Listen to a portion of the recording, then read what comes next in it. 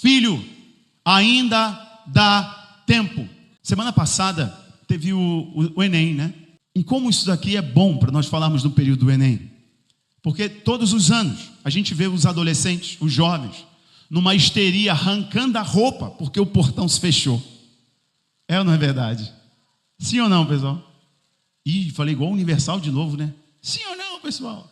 E todos os anos, alguém dormiu mais do que a cama, o relógio não despertou, ou a mamãe não colocou o Nescau na hora certa. E aí o portão se fechou. E aí está lá o porteiro falando, não dá mais tempo. Nós ainda estamos na janela de oportunidade. Vou repetir. Nós em que eu me refiro é a humanidade. Nós estamos ainda na janela da oportunidade. Que janela é essa? Na era da graça. No tempo da graça. Nós estamos no momento em que a igreja está nos muros com a trombeta. A igreja tem seus arautos, seus profetas, aqueles que não se dobraram a Mamon, que não se curvaram a Baal, não se curvaram às idolatrias desse tempo. Homens e mulheres simples, pessoas simples, comuns, mas que estão nos Ubers, nos ônibus, nos BRTs, nos trabalhos, em casa, como um arauto dizendo, arrependam-se dos seus pecados, porque o rei está voltando. Ou seja, pessoas que estão anunciando o evangelho, que estão falando da mudança de vida, estão falando da oportunidade de salvação, enquanto ainda há tempo. Pois digo a você que entrou aqui e não entregou a sua vida a Jesus, aproveite a oportunidade, porque ainda dá tempo. Logo estou dizendo para você que chegará um momento que não haverá mais essa oportunidade. E para a pessoa que morreu ontem, ela perdeu a oportunidade. Para a pessoa que deu o seu último respiro agora, enquanto eu falo, ela perdeu a oportunidade. Então digo a vocês, aproveitem todas as oportunidades que o Senhor está dando para cada um de vocês. Aproveitem as oportunidades. E o primeiro tópico é, ainda há tempo de ter uma vida mais profunda. Põe na tela, por gentileza. Ainda há tempo de ter uma vida mais profunda. Abra sua Bíblia comigo em Mateus capítulo 25, do versículo 1 até o versículo 13. Vamos ler alguns versículos.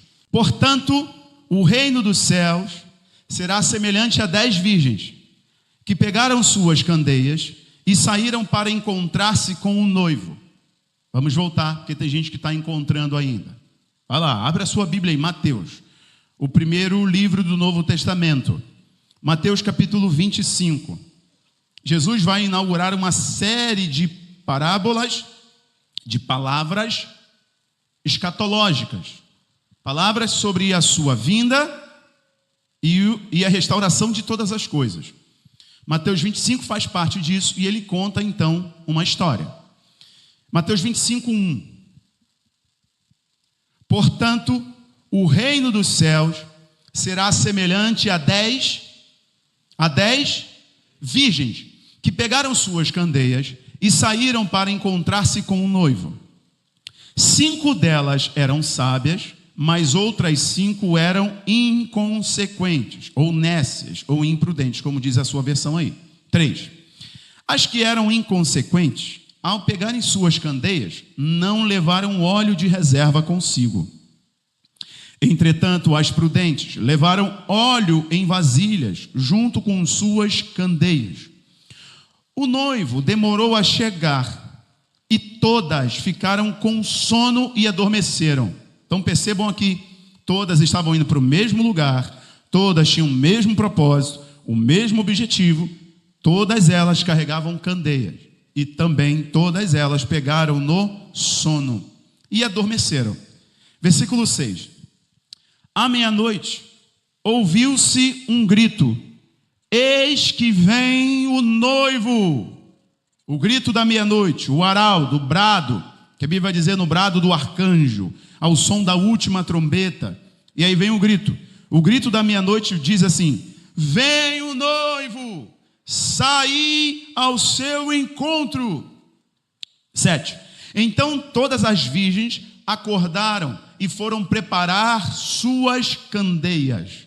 Até aqui o texto está se referindo a todas, não está fazendo distinção. Só no primeiro versículo que mencionou que a metade era prudente e a metade era nécia. Mas até então, tudo que está acontecendo, todas estão fazendo. Agora, nós vamos ter a separação, a distinção das sensatas e das imprudentes. 8. As insensatas recorreram às sábias.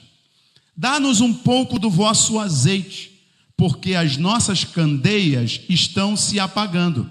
Porém as sábias responderam: não podemos, pois assim faltará tanto para nós, quanto para vós outras. Ide, portanto, aos que vendem e comprem o azeite. Mas, saindo elas para comprar, chegou o noivo.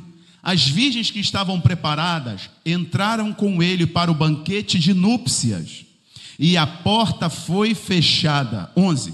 Mais tarde, todavia, chegaram as virgens imprudentes e clamaram: Senhor, Senhor, abre para nós a porta. 12. Contudo, ele lhe respondeu: com certeza vos afirmo que não vos conheço. 13.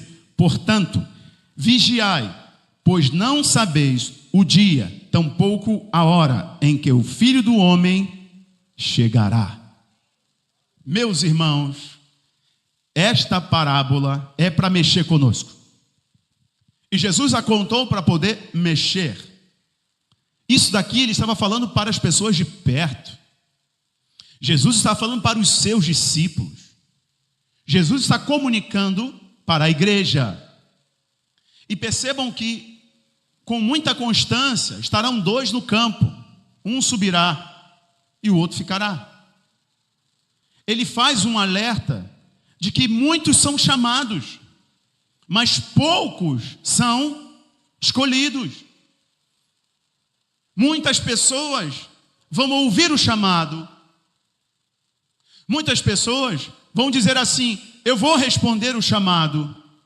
Muitas pessoas vão dizer: eu quero responder o chamado. Eu quero seguir o Senhor. Eu quero estar pronto para quando Ele voltar. Mas uma coisa é o discurso e a outra é a prática. Neste primeiro ponto, ainda dá tempo de ter uma vida mais profunda. E por que eu destaquei esse ponto?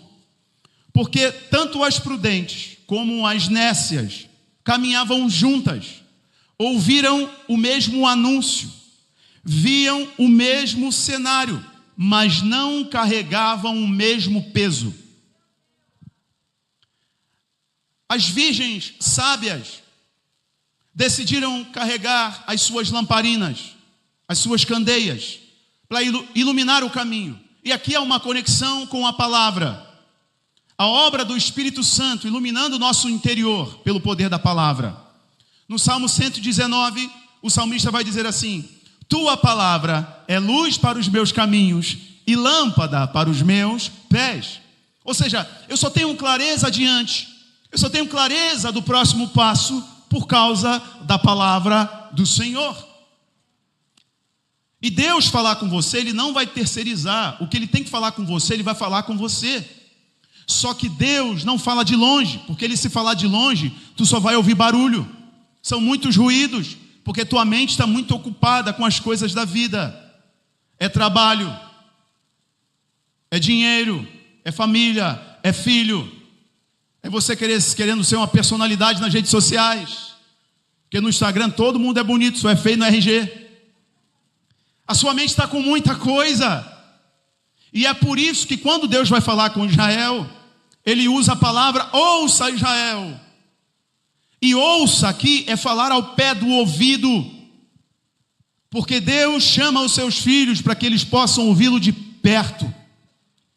Então, essas virgens decidiram todas elas caminhar com lamparinas, iluminando o seu caminho, sabendo que em algum momento o noivo viria. E enquanto o noivo vem, você não pode parar. Por isso que naquele nosso sermão, eu conversei com vocês sobre como estará a igreja no dia da volta de Jesus. Quem ouviu esse sermão? Quem estava aqui? Você foi muito abençoado. Como estará a igreja? A igreja não estará contemplativa.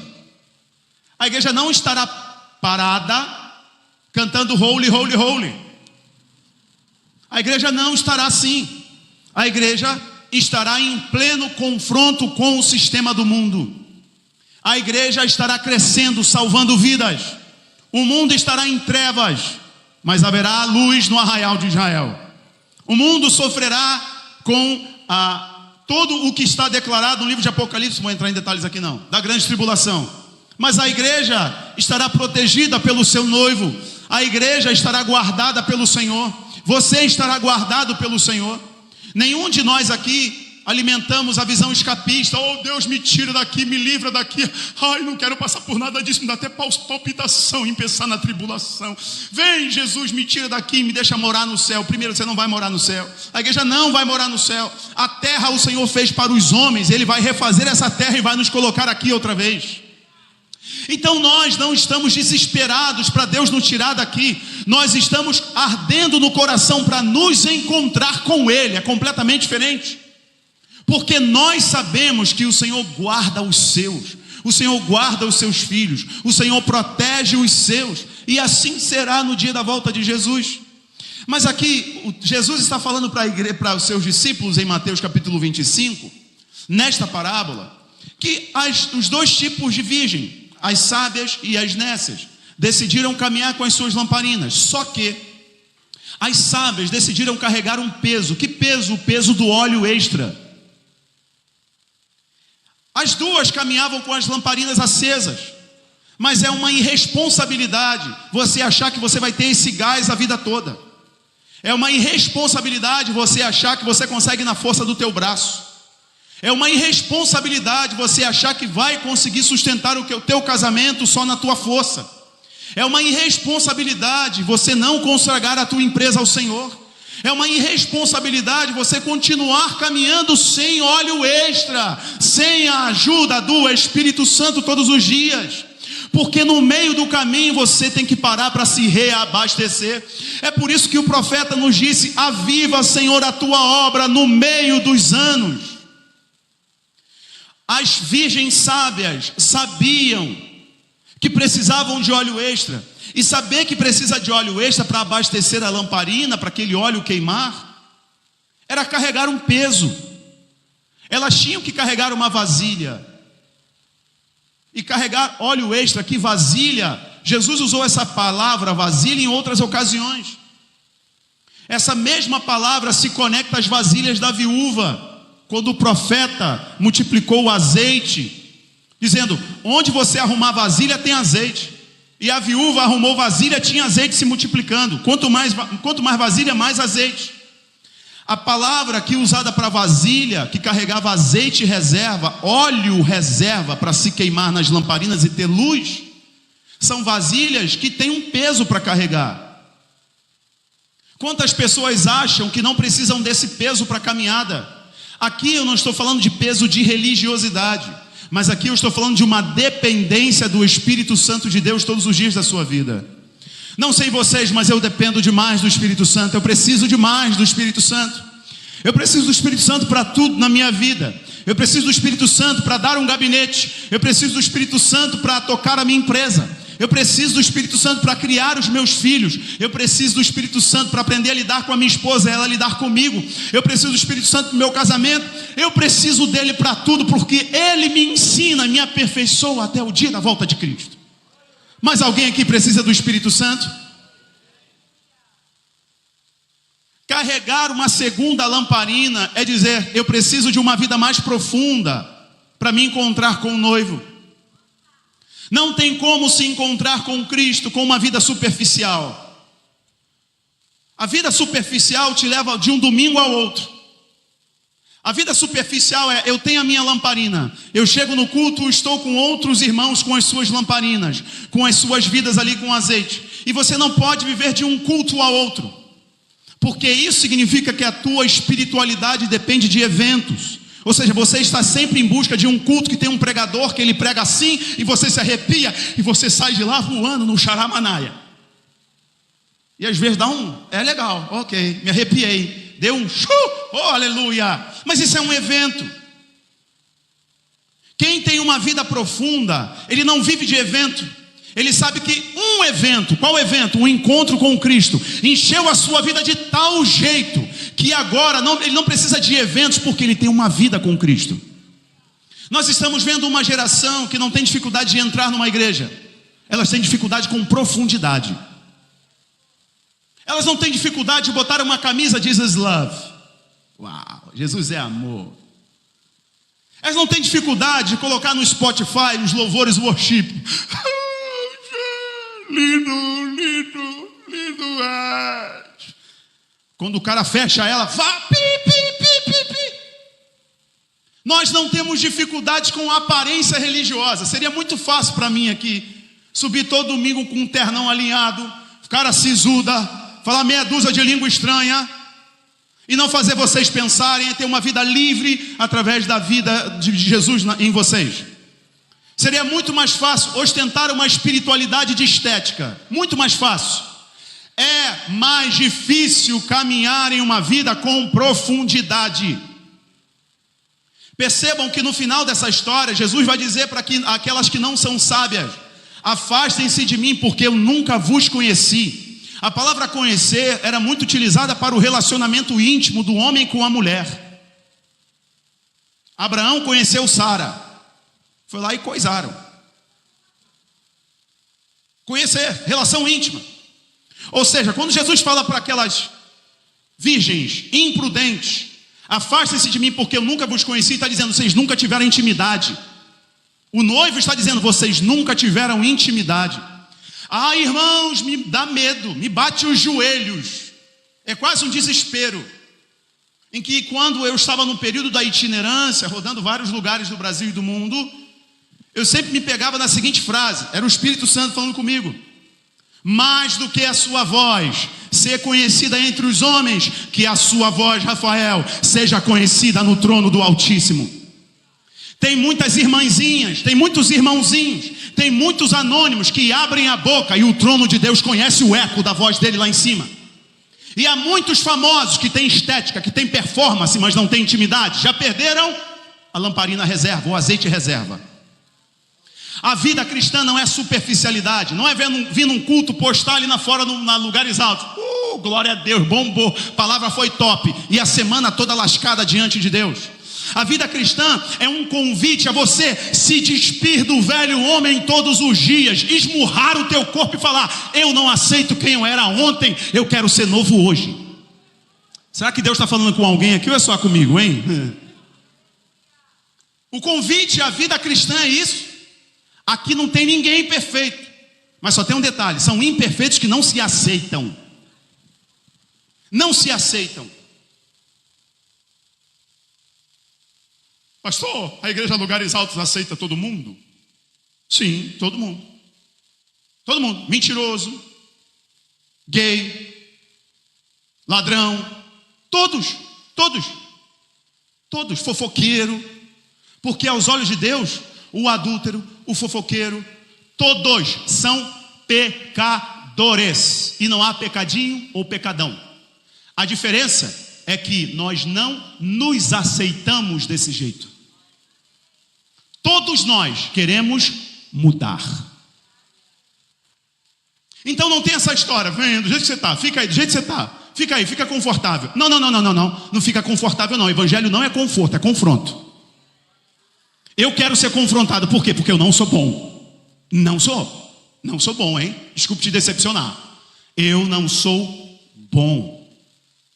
Bom é Deus, e eu careço dele todos os dias. Alguém mais aqui carece dele? Pois bem, a vida cristã não são aquela meia dúzia de palavras bonitas da mulher samaritana no poço, em João capítulo 4.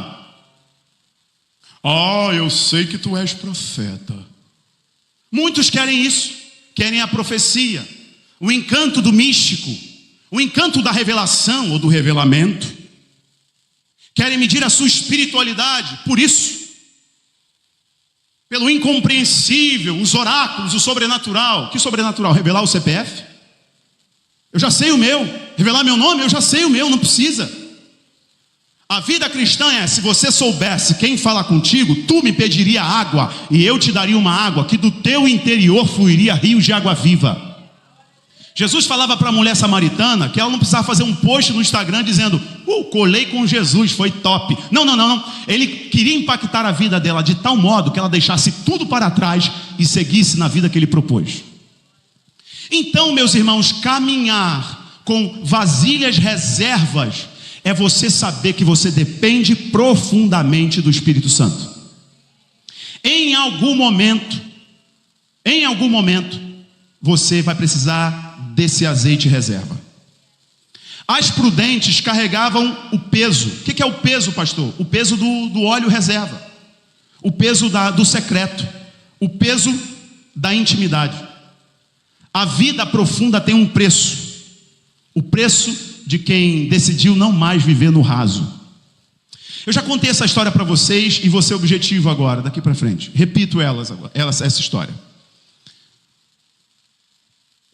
Jesus vinha pregando e ele chegou numa praia. E estavam ali Pedro, e todos os que trabalhavam com Pedro. E eles tinham trabalhado a noite toda, não tinham conseguido pescar nada. E Jesus disse: vá para onde as águas são mais profundas e vocês vão conseguir pescar. E aí Pedrão falou: Senhor, nós já trabalhamos a noite toda, aquela coisa toda você já conhece. E aí Jesus insistiu: vá para onde as águas são mais profundas. E aí o Pedrão, colérico, hemorrágico, vai dizer assim: então, pela tua palavra. Ou seja, se não pegasse nada, ele poderia responsabilizar Jesus. Pela tua palavra, nós lançaremos a rede. Aí foi Pedrão. E quando eles chegaram lá, teve pescaria? Teve ou não teve? Teve. Pegaram tanto peixe que tiveram que pedir ajuda ao barco vizinho, porque o barco deles ia afundar de tanto peixe. Tudo porque eles se desafiaram confiando na palavra do Senhor. A multidão que ficou na areia, ela também estava ouvindo uma pregação de Jesus. Certamente Jesus curou muitas pessoas. Jesus curou muita gente, falou coisas muito poderosas. Ele falava isso desde os 12 anos. Coisas muito tremendas, ninguém entendia. Até os discípulos não entendiam. Falaram: Senhor, o que foi aquilo que o Senhor disse mesmo? Não entendi nada não. E tinha hora que Jesus era tão duro que os discípulos falavam assim: Senhor, isso foi duro demais. Jesus falava: e vocês, não querem seguir a multidão não? Vão embora também. Aí Pedro falou assim: para onde nós iremos, se só tu tens as palavras de vida eterna? As palavras de Jesus eram poderosas, amáveis, doces, mas às vezes tinham que ser duras, eram duras. E aí a multidão que ficou na areia ali, na pesca maravilhosa, ouviu uma palavra poderosa, viveu o milagre. E os discípulos que se desafiaram e foram para as águas mais profundas, ouviram uma palavra poderosa, viveram milagres. Pastor, qual é a diferença? A diferença é em que nível de vida eu quero viver.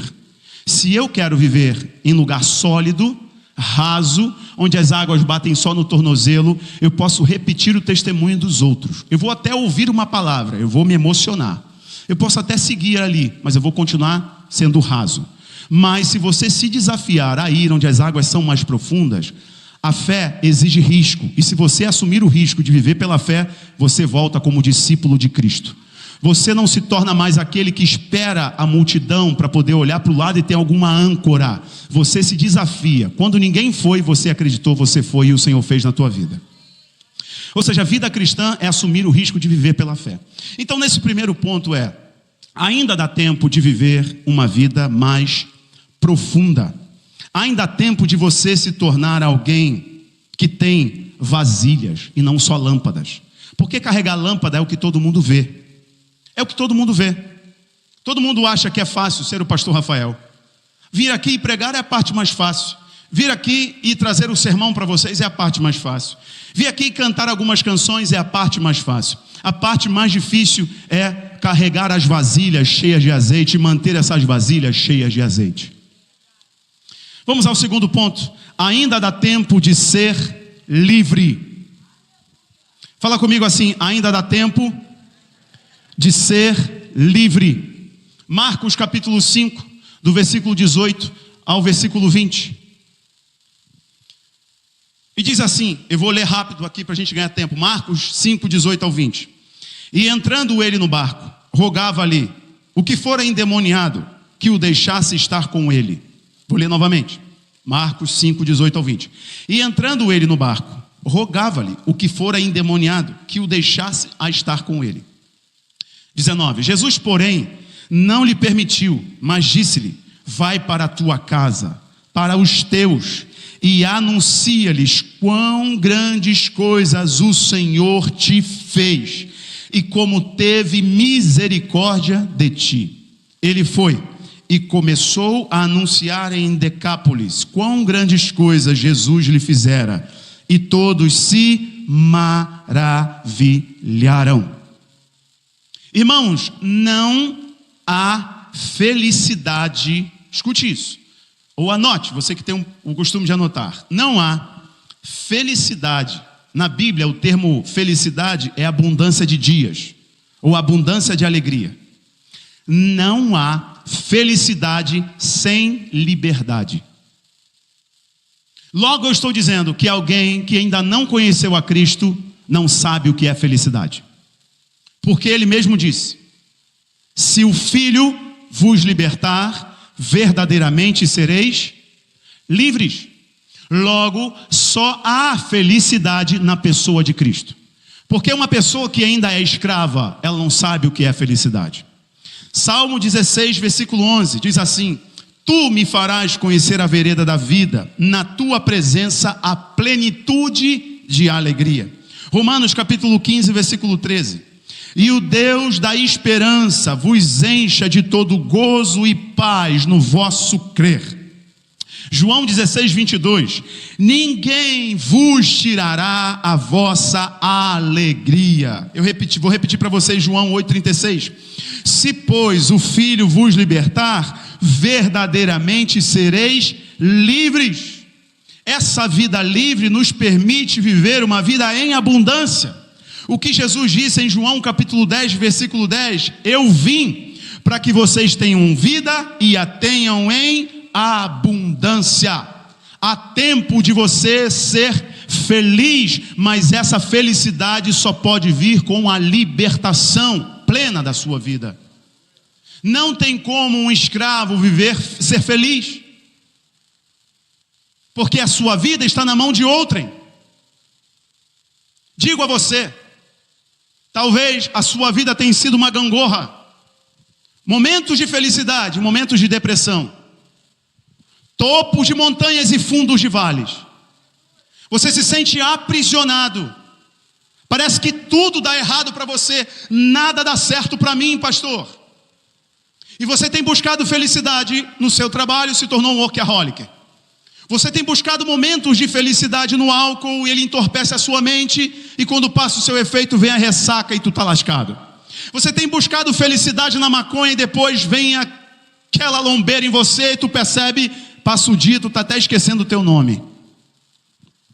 Você está buscando felicidade nas coisas desse mundo. Só há felicidade a partir da libertação, e a libertação só vem em Cristo.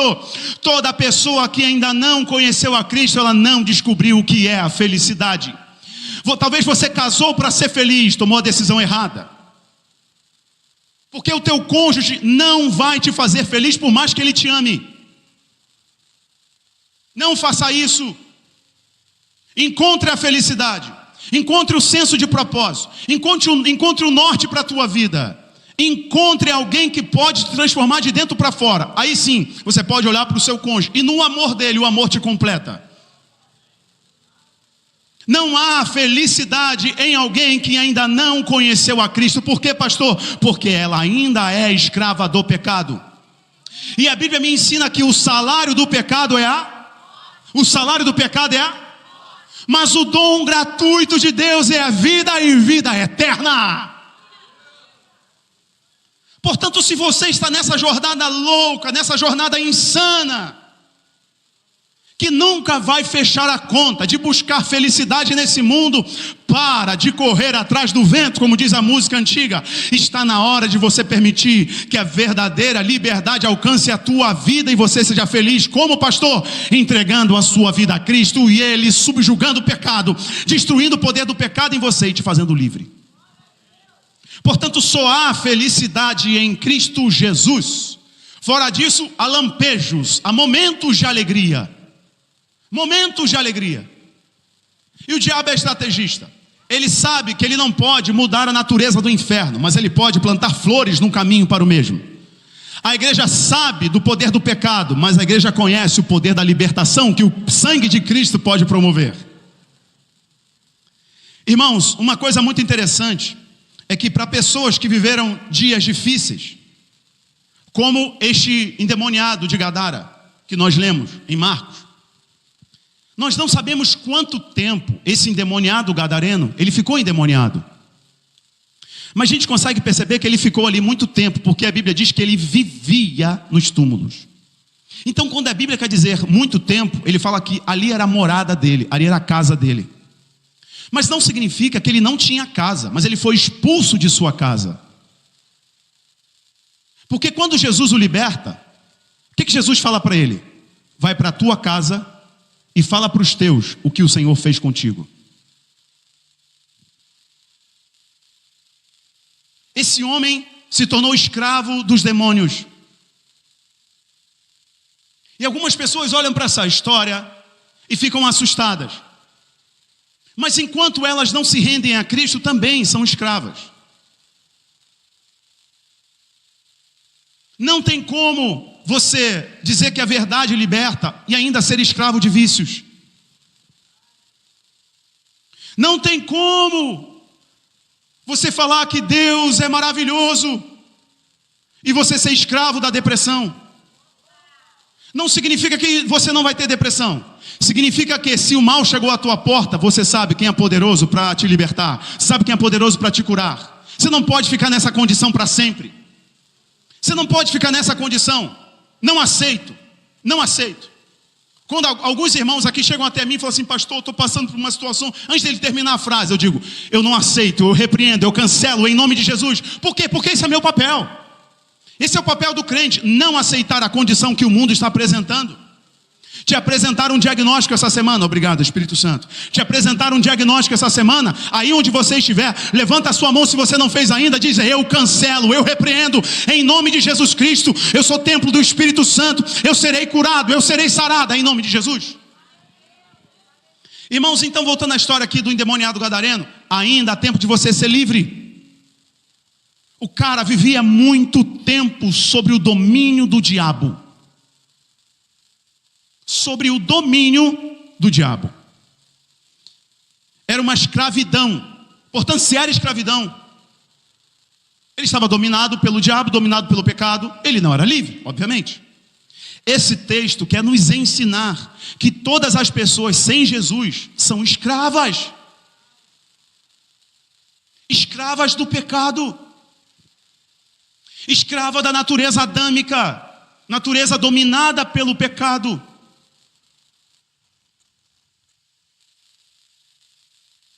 Vejam o que a Bíblia vai dizer no versículo 3. Ele morava nos sepulcros. Ou seja, ele abandonou a casa dele. E tudo que o diabo quer é que você saia da sua posição. Se você tem homem aqui, os homens levantam as mãos. Os homens levantam as mãos. Se você sair da tua casa, fortão, machão, alguém ocupa o espaço. E primeiro não vai ser um outro homem, vai ser o demônio. Eu não quero espiritualizar sem necessidade, vocês me conhecem. Mas não existe espaço vazio que fique vazio durante muito tempo.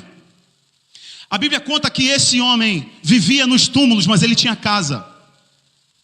A primeira coisa que o inimigo faz com os homens é eles esquecerem da sua identidade, da sua autoridade, do seu sacerdócio, do seu governo dentro de casa. E se o homem entra nessa crisinha falando: vou sair de casa, é aí que o inimigo gosta. Bateu a crise, meu irmão, não saia de casa, bota o joelho no chão, chama a patroa para conversar, traga o Espírito Santo para governar de novo a tua casa, mas não deixe o teu lar, não deixe a tua casa. Não faça isso. Este homem saiu da sua casa e agora ele vivia nos túmulos. Ninguém conseguia prender este homem. Ninguém conseguia prender. A Bíblia vai dizer no versículo 3 ao versículo 4 que nem as maiores correntes conseguiam prendê-lo. Mateus vai dizer que eram 2 endemoniados. Marcos vai dizer que era 1. Ninguém, nem com grilhões, nem com correntes, conseguiam prender aquele homem. Talvez ele tentou ser feliz. Talvez ele tentou se libertar.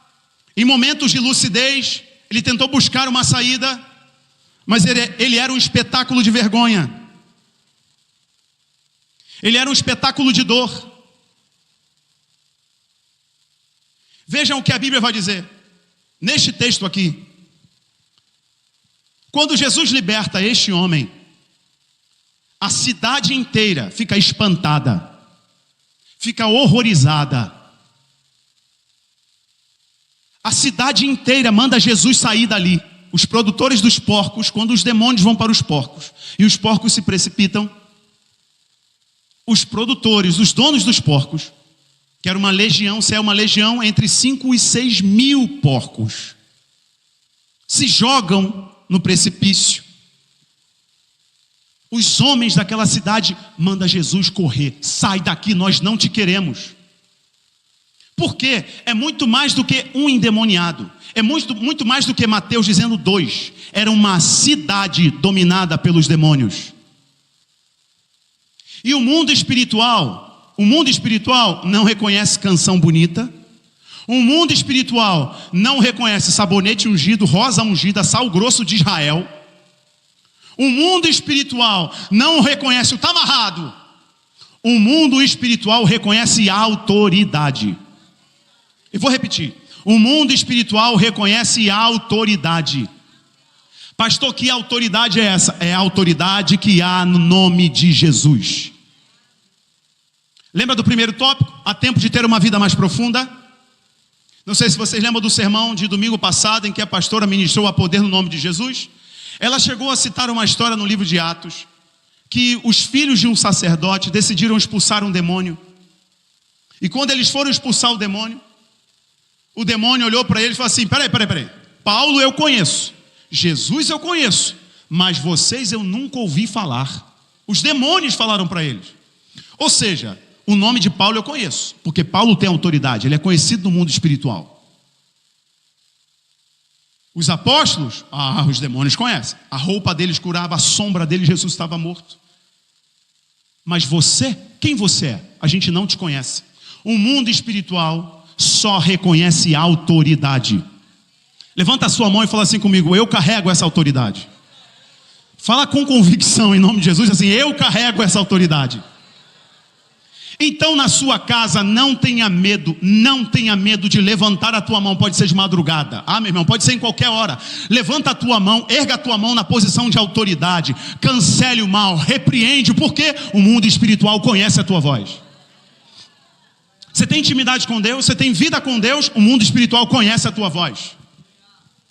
Não duvide na sua mente.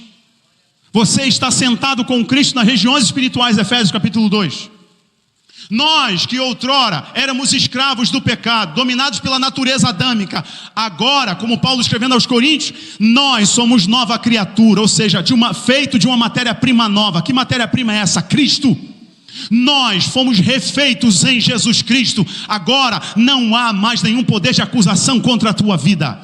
Quando o diabo tentar te acusar, lançando setas, dardos inflamados em sua mente, ferindo as suas emoções, para vocês esquecerem quem vocês são em Deus, ergam as mãos de vocês, não importa o lugar, e falam assim: eu já sou curado, eu já sou liberto, e a autoridade do nome de Cristo está na minha vida.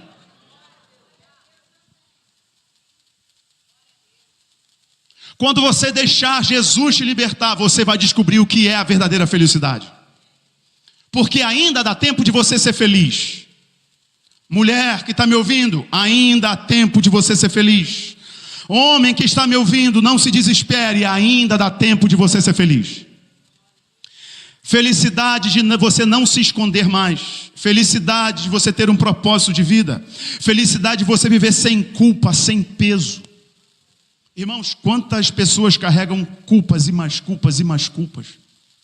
Se eu tivesse lá, o meu pai não teria falecido. Se eu tivesse lá, a minha mãe não teria acontecido aquilo. Se eu tivesse lá, o meu filho não teria morrido. Se eu tivesse. Você está colocando um monte de bigorna nos seus ombros, em que Cristo não quer que você carregue mais esse peso. Há tempo de você viver uma vida leve, uma vida sem esse peso de culpa. Há tempo de você voltar para casa. Quando Jesus libertou esse homem, Jesus deu a ele um senso de propósito. Porque quando você é feliz, é porque você descobriu o propósito da sua vida.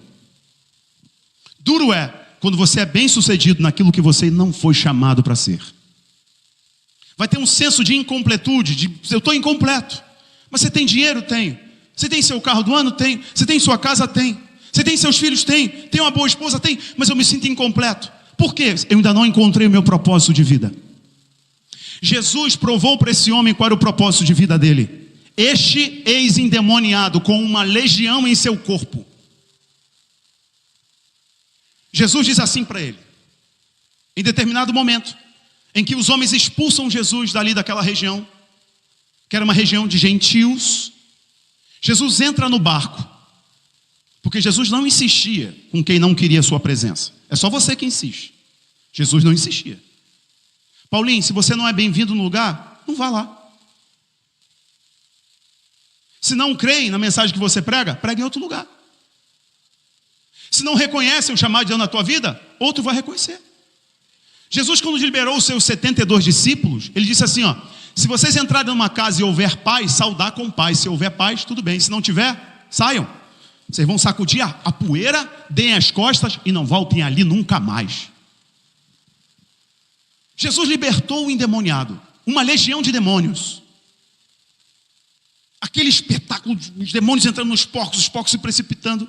A cidade expulsa Jesus dali. Você acha que Jesus ficou insistindo? Não, deixa eu pregar, porque eu sou um filho de Deus. Eu vou pregar para vocês, vocês vão se arrepender. Não quer me ouvir? Tchau, eu vou para outro lugar. Jesus faz isso com muita constância. Em Jerusalém não querem me ouvir? Eu vou para onde? Eu vou para outro lugar. Eu vou para Cafarnaum. Eu vou entrar na casa da sogra de Pedro. Eu vou curar ela. Quando eu curar ela, vai ter tanta gente me procurando para ser curado que não vai ter como nem entrar e nem sair de tanta gente. Vai ter que até descer um aleijado pelo telhado. Você está preocupado demais em agradar as pessoas e tornar o evangelho agradável para as pessoas. Pregue a verdade, fale a verdade, ame as pessoas, mas não negocie a verdade. Acabou a história. Aí Jesus entra no barco, porque ele vai voltar, ele entra no barco. Quando ele entra no barco, o ex-endemoniado vai até ele e diz, Senhor, me deixa ter contigo, me deixa ir contigo, não me deixa aqui sozinho não. Por quê? Agora ele estava nu e agora ele estava vestido, com sandálias nos pés e em perfeito juízo. E ele percebe que Jesus está indo embora. Ele fala, Jesus, me deixa entrar no barco. Jesus olha para ele e fala assim, você não vai comigo. Irmãos, tem hora que a melhor coisa que vai acontecer com você é Deus dizer não. Alguns de vocês aqui, se Deus não tivesse dito não para vocês, talvez vocês não estariam aqui. Dói quando ele fala não. Dói, porque Deus não tem meio termo. Ele fala na nossa cara. Não! E a gente insiste, Senhor.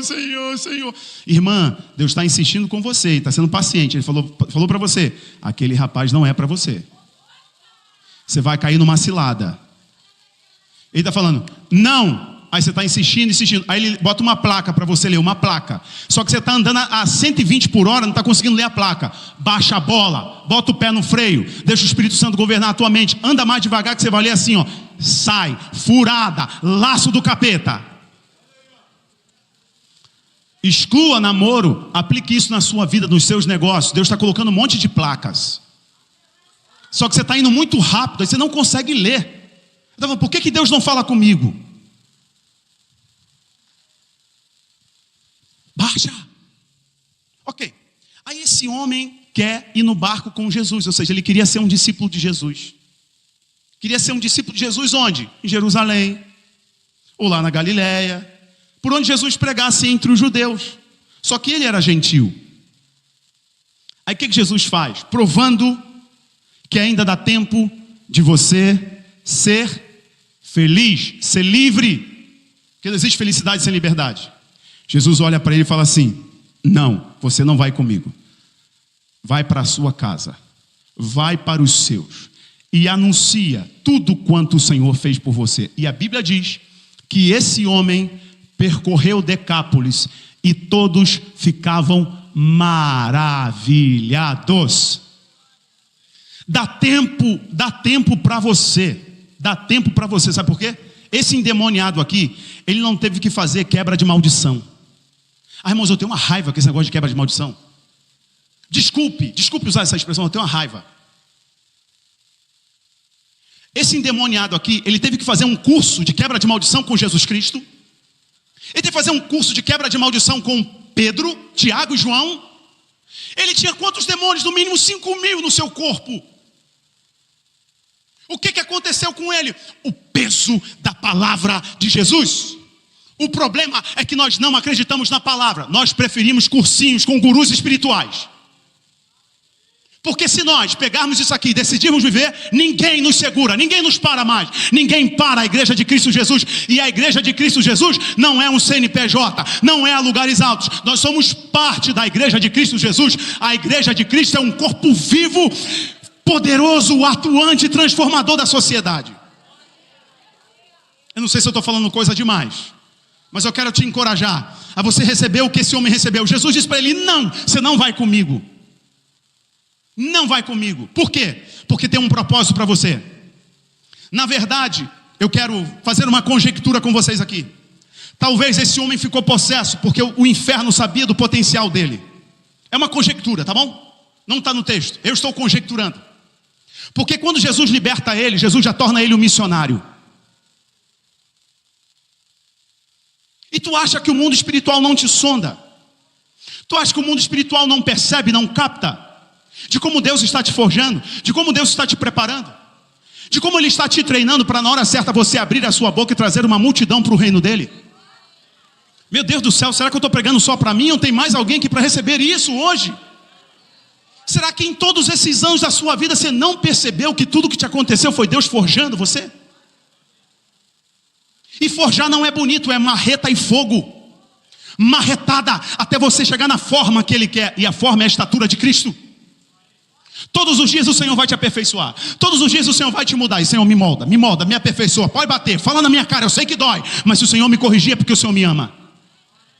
Irmãos amados, esse homem sai dali e ele começa a anunciar o evangelho. Ele vai falar do quê? Ele vai falar do que Jesus fez por ele.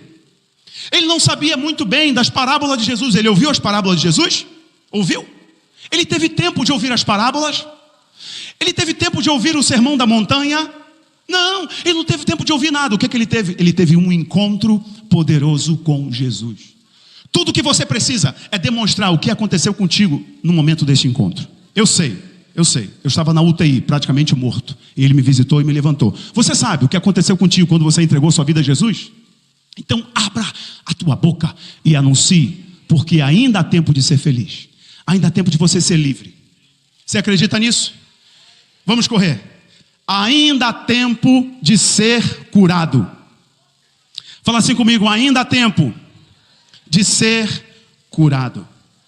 Irmãos, Gênesis capítulo 41 vai contar a história, e assim por diante, 41 em diante, a história de José. E não há história mais improvável na Bíblia do que de José. Um homem traído, vendido, caluniado, esquecido e mesmo assim curado. Preso e mesmo assim curado. José tinha tudo para ser um rancoroso. Toda pessoa rancorosa é porque ela é doente emocionalmente. José tinha tudo para ser um maldizente. Servir a Deus? Se servir a Deus é ser isso, é ser jogado no poço. Para que eu vou servir a Deus? Servir a Deus é viver esse tempo todo como escravo.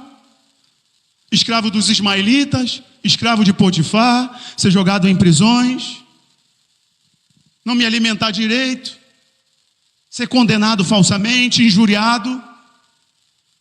É isso que é te servir. Vocês não veem José fazendo isso.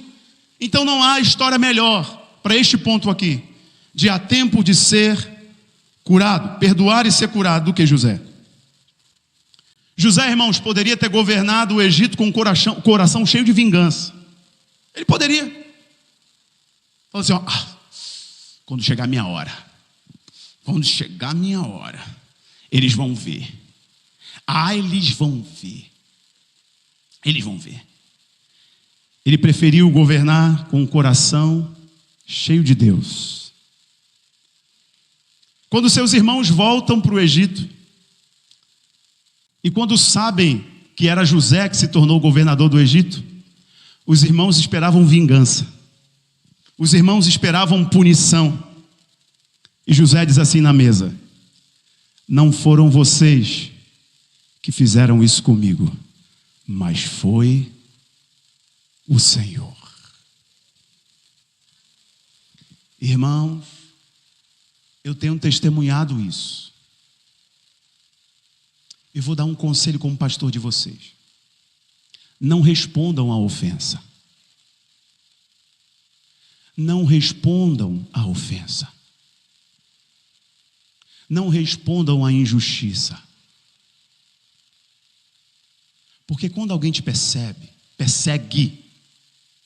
ele está perseguindo porque o seu propósito incomoda. O teu chamado incomoda. Como eu tenho percebido. Às vezes que eu tentei responder, Deus falou para mim: então eu não serei a tua resposta. Mas das vezes que eu silenciei, Deus foi a minha resposta.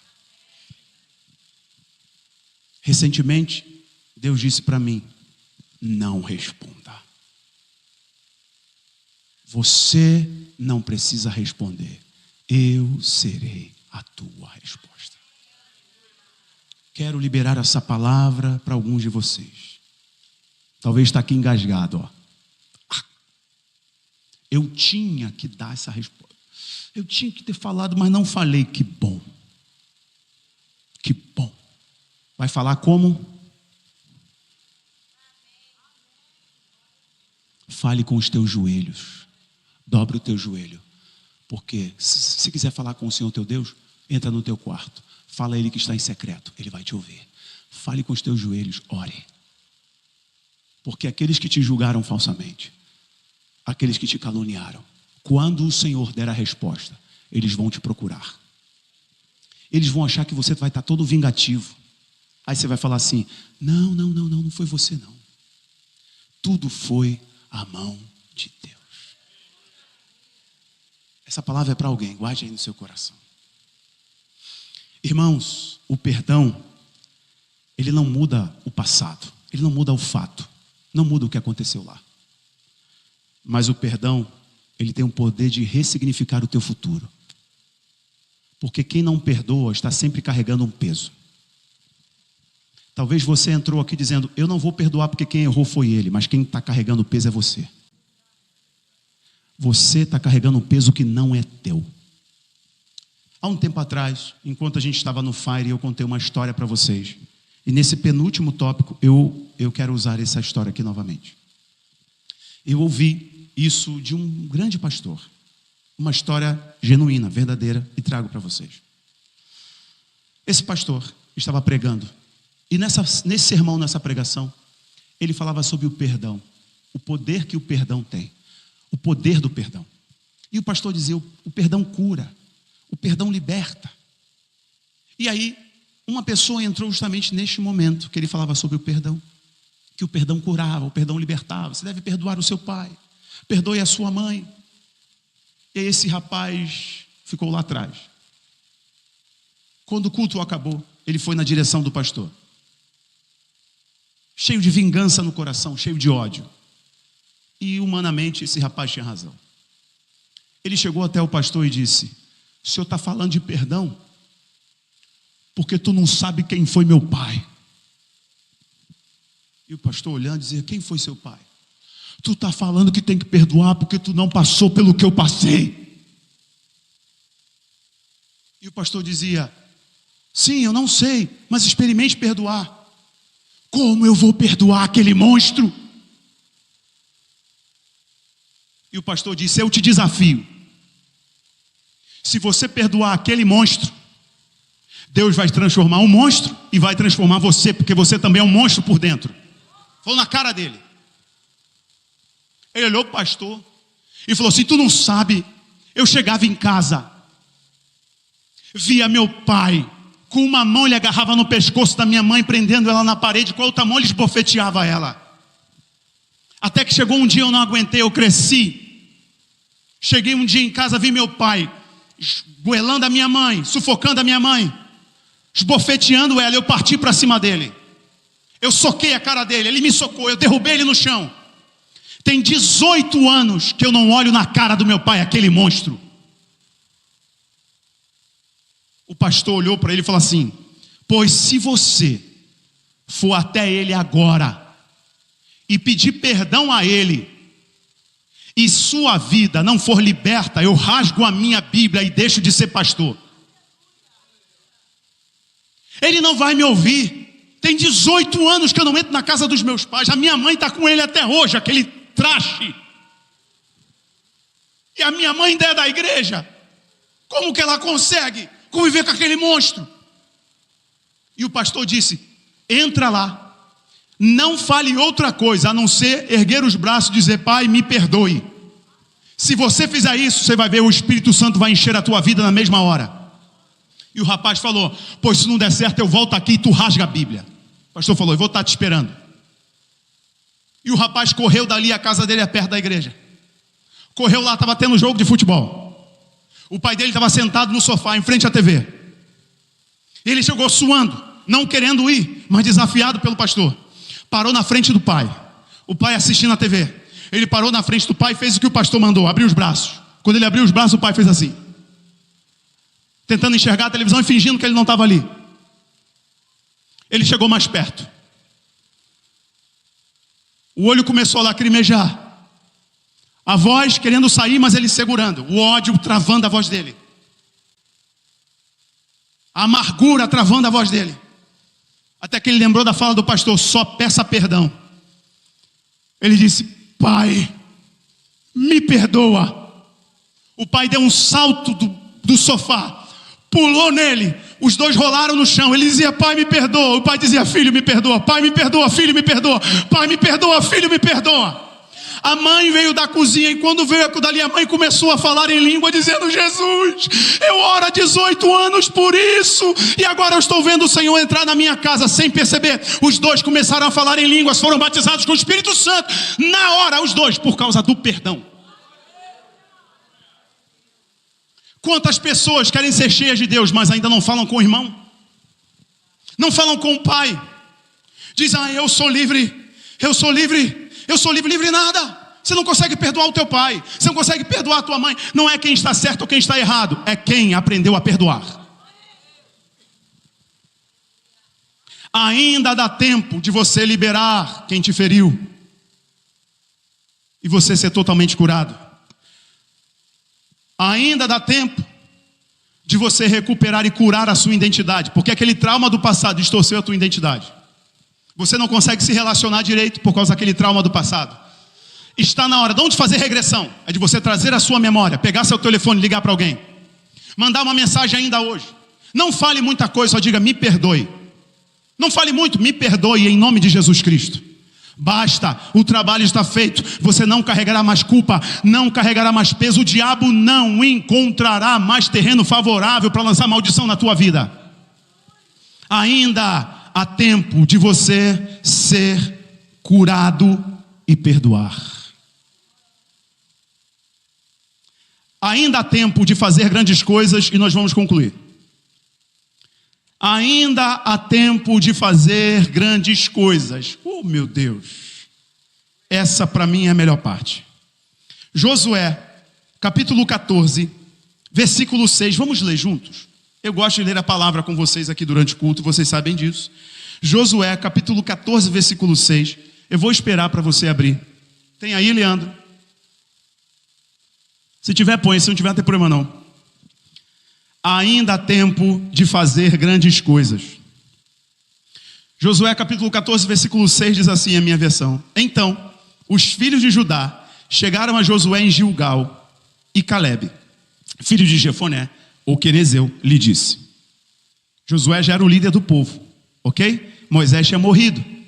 E aí, então Calebe, que foi espia junto com Josué, na época de Moisés, chega até ele e diz assim: tu sabes a palavra que o Senhor falou a Moisés, homem de Deus, em Cades Barneia, por causa de mim e de ti. Olha Calebe como é que chega, recordando a memória. Tu sabe o que Moisés falou lá em Cades Barneia, por causa de mim e de ti. Nós éramos os dois espias. 7. Da idade de 40 anos era eu, quando Moisés, servo do Senhor, me enviou a Cádiz Barneia a espiar a terra. E eu lhe trouxe resposta, como sentia no meu coração.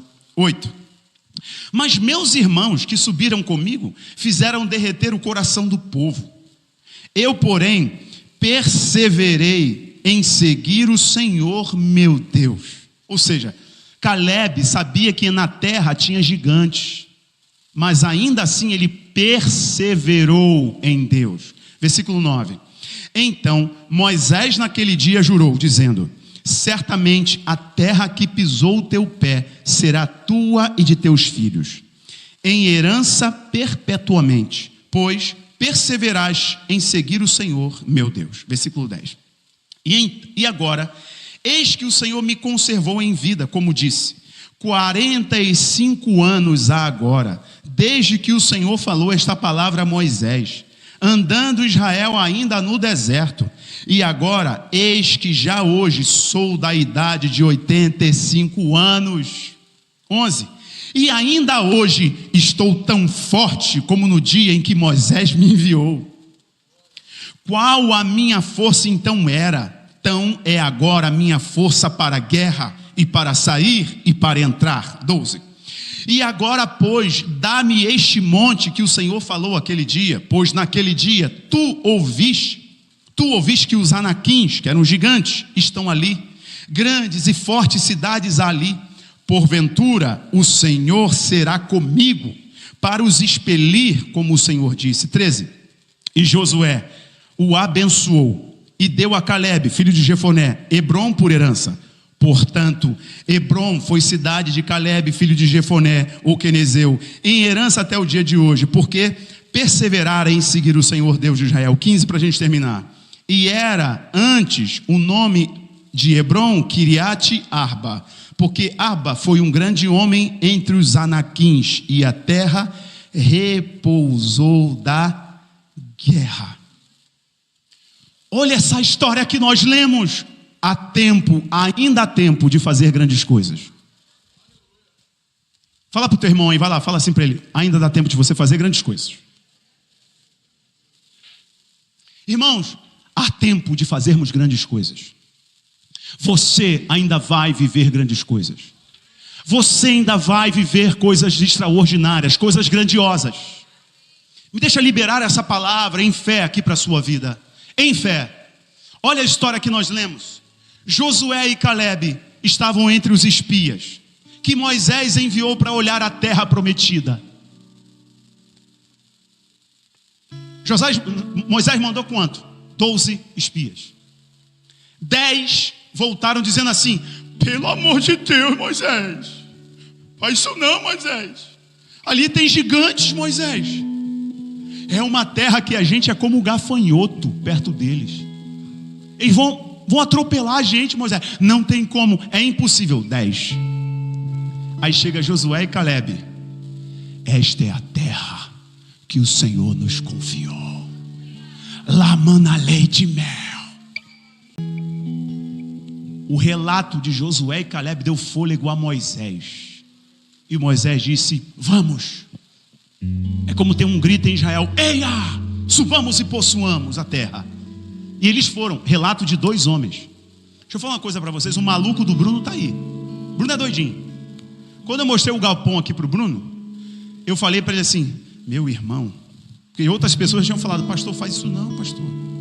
Pastor, você vai torrar todas as suas economias. A igreja não tem caixa, pastor, é só um galpão, pastor. Não tem como fazer uma igreja aqui em 30 dias, pastor. Aí eu trouxe o maluco do Bruno. Ele um dia foi lá no Fire, tinha acabado de aceitar Jesus. Eu trouxe ele. Aí quando ele olhou aqui, ele ficou ali na porta assim, ó. Olhou para mim e disse: aqui é perfeito. Falei: Jesus, eu precisava de um maluco desse. Se eu mandar mais um, eu já sei que é Josué e Caleb. Aí Deus mandou um monte. Pastor, em 20 dias isso está tudo de pé. Eu olhei para ele e falei: rapaz, eu me achava maluco, esse é mais do que eu.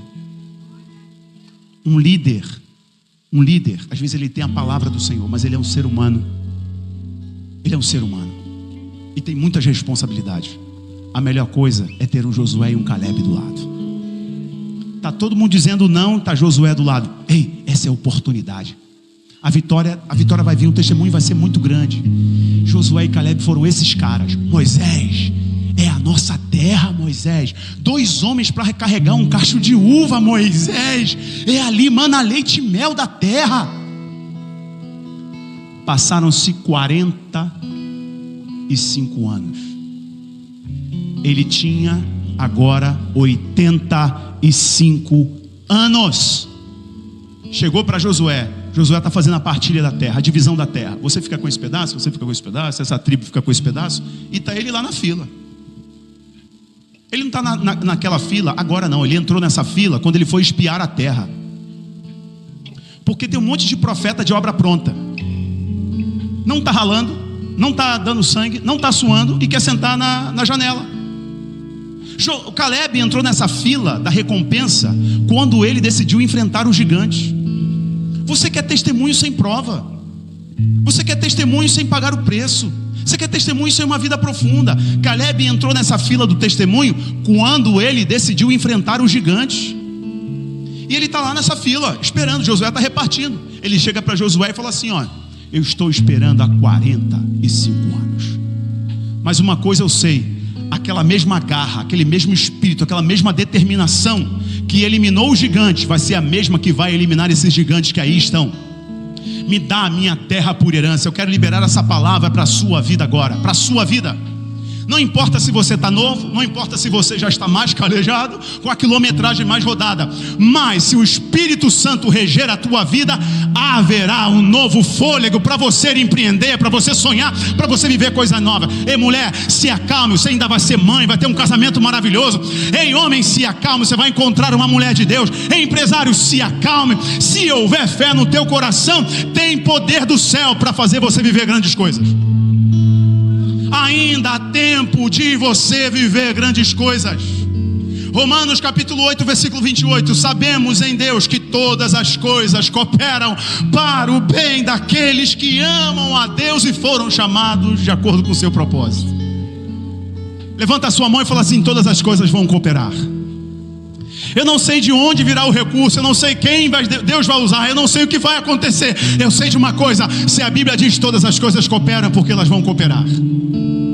Algumas pessoas, oh Espírito Santo da verdade, aleluia. Alguns irmãos, algumas pessoas que aqui estão, achavam que tinham sepultado o ministério, que nunca mais iam pregar, que nunca mais oh Espírito Santo da verdade. O Senhor toma os meus lábios para te dizer: ainda há tempo de você viver as grandes promessas da juventude que eu te fiz. Não dava antes, ouça-me, não dava antes, porque o teu coração estava muito ferido. Mas te digo, eu, o Senhor, te trouxe aqui para curar o teu coração e para que você resgate as palavras que eu te disse. Eu é que sei o pensamento que tenho sobre você. É pensamento de paz e não de mal, para vos dar um futuro que você sonha. Aleluia.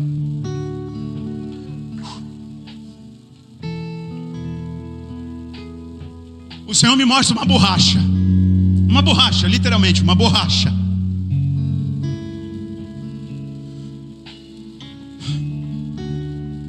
Ele está apagando algumas coisas aqui, apagando, me diz o Senhor. Ele me dá essa palavra agora, de conhecimento, está apagando. E Ele está escrevendo a partir de hoje uma história nova.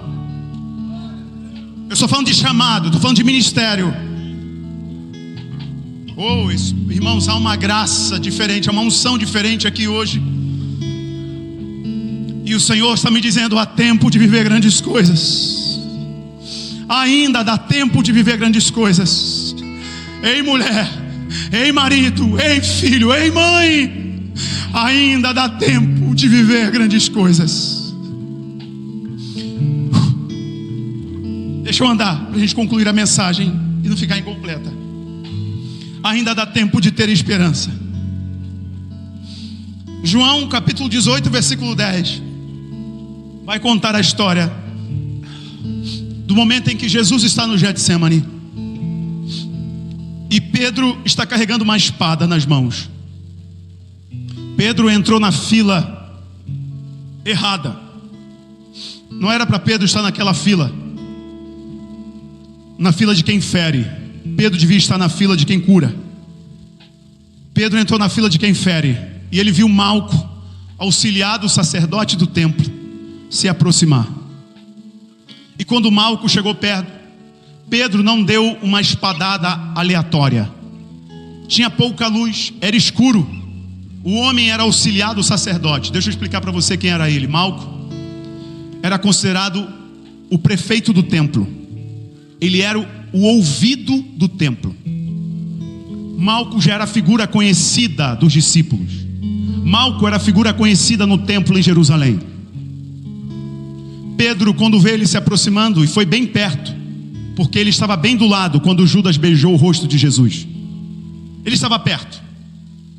Pedro, quando vê ele se aproximando, Pedro saca a espada. Não foi deliberado. Pedro não queria cortar a cabeça. Pedro queria cortar a orelha. E a Bíblia diz que Pedro pega a espada e corta a orelha de Malco. Enxergar a orelha de um homem é porque ele calculou. E só quem conhece a história do primeiro século e do templo sabe o que Pedro fez. Um sacerdote, ele tinha uma característica. Ele tinha que ouvir bem. Vou te dar um exemplo. Quando Deus levantou Samuel, Samuel era um menino e Samuel morava na casa de um sacerdote. O nome do sacerdote era Eli. E a Bíblia diz que Eli era velho e não ouvia mais a Deus. O sacerdote não ouvia mais a Deus. Filho não escuta de longe, filho escuta de perto. Deus fala aqui, ó.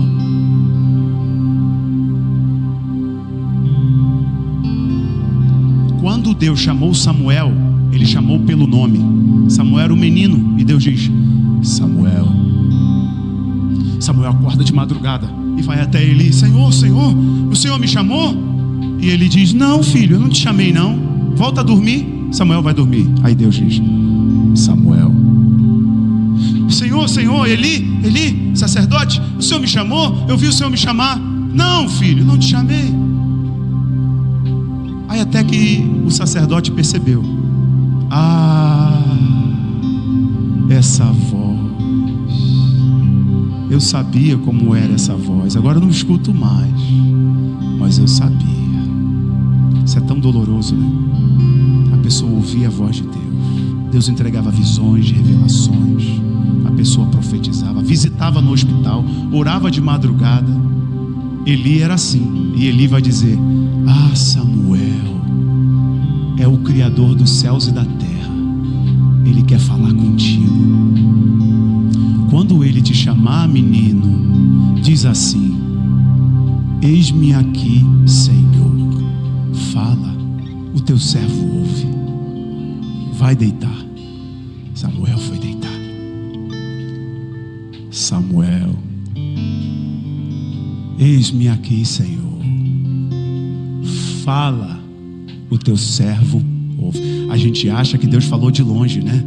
Aquela voz estrondosa. Deus falou de perto. Sabe por quê? Os filhos não ouviram. Eli não ouviram. Deus falava.